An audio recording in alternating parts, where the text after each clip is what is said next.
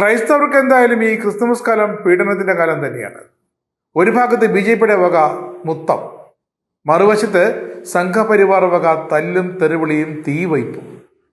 ഇത്തവണത്തെ ക്രിസ്തുമസ് രാജ്യത്തെ ക്രൈസ്തവ വിഭാഗങ്ങൾക്ക് മറക്കാനാകാത്ത ഒന്നായി മാറിയിരിക്കുന്നു.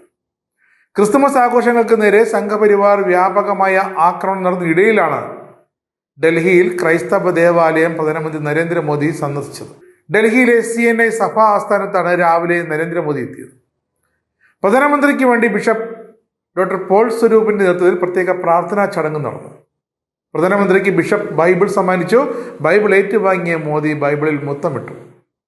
സഭാപ്രതിനിധികളുമായി മോദി കൂടിക്കാഴ്ച നടത്തി.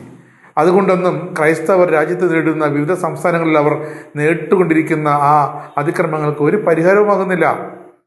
ഈ ആക്രമണങ്ങളെ കോൺഗ്രസ് ഹൈക്കമാൻഡ് രൂക്ഷമായി വിമർശിച്ചിരിക്കുന്നു.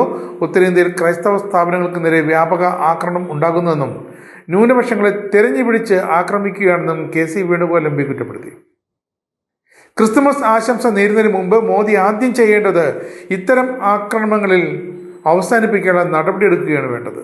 അക്രമികളെ ജയിലിലടയ്ക്കാൻ തയ്യാറായിട്ട് വേണം പ്രധാനമന്ത്രി ദേവാലയം സന്ദർശിക്കുന്ന അടക്കമുള്ള പ്രകടനങ്ങൾ നടത്തേണ്ടതെന്നും KC വേണുഗോപാൽ കളിയാക്കി.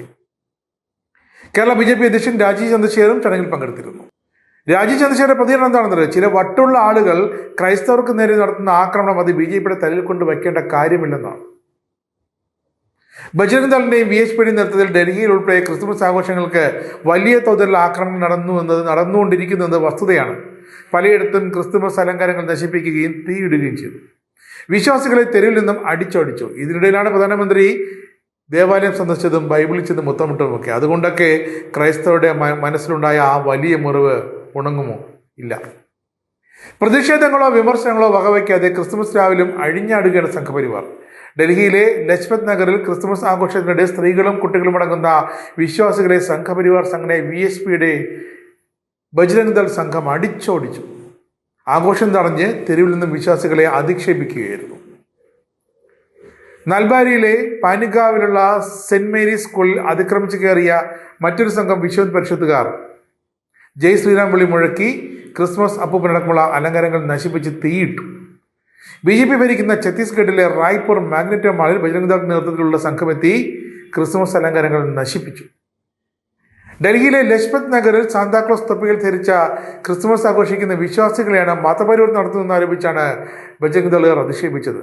നിങ്ങളുടെ സ്വന്തം വീടുകളിൽ പോയി ആഘോഷിക്കുക എന്ന് ആക്രോശിച്ചായിരുന്നു ബജ്രംഗ് ദൾ അവരുടെ ആഘോഷങ്ങൾ അലങ്കോലപ്പെടുത്തിയത്. പക്ഷെ പോലീസ് കൈയും കെട്ടി നോക്കി നിന്നു. പരാതിയൊന്നും ലഭിച്ചില്ലത്രേ. ഡൽഹിയിൽ ക്രിസ്മസ് പ്രാർത്ഥന നടക്കുന്ന പള്ളിക്ക് മുന്നിൽ പിന്നെ സംഘപരിവാർ പ്രവർത്തകരെത്തി ഹനുമാൻ ചാലീസയും ചൊല്ലി. ചില വ്യക്തികൾ തമ്മിലുള്ള ചെറിയ കശപിശയാണെന്ന് പറഞ്ഞ് ഡൽഹി പോലീസ് സംഭവത്തെ അങ്ങ് നിസ്സാരവൽക്കരിക്കുകയും ചെയ്തു. പ്രാദേശിക പോലീസ് സ്റ്റേഷനിൽ ഒരു പരാതിയും ലഭിച്ചിട്ടില്ലെന്നും പോലീസ് വ്യക്തമാക്കുന്നു.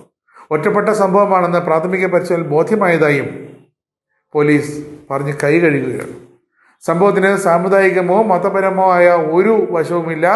വന്നത് സംഘപരിവാറാണെങ്കിലും അതിന് സാമുദായികമായ യാതൊരു ബന്ധവുമില്ലെന്നാണ് പോലീസ് പറയുന്നത്. അങ്ങനെ ചിത്രീകരിക്കാനുള്ള ശ്രമം തെറ്റിദ്ധരിപ്പിക്കുന്നതാണെന്നാണ് ഡൽഹി പോലീസിന്റെ ഔദ്യോഗിക പ്രസ്താവനയും. ഏറെ ദുഃഖകരമാണ് BJPയും സംഘപരിവാറും ബജ്രംഗ് ദളും കാട്ടുന്ന അതിക്രമങ്ങളെ ഡൽഹി പോലീസ് അടക്കം ന്യായീകരിക്കുന്നത്.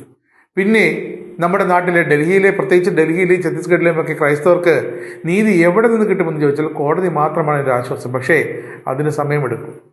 നിയമപാലകരാണ് നിയമം പാലിക്കപ്പെട്ട് നൽകേണ്ടത്.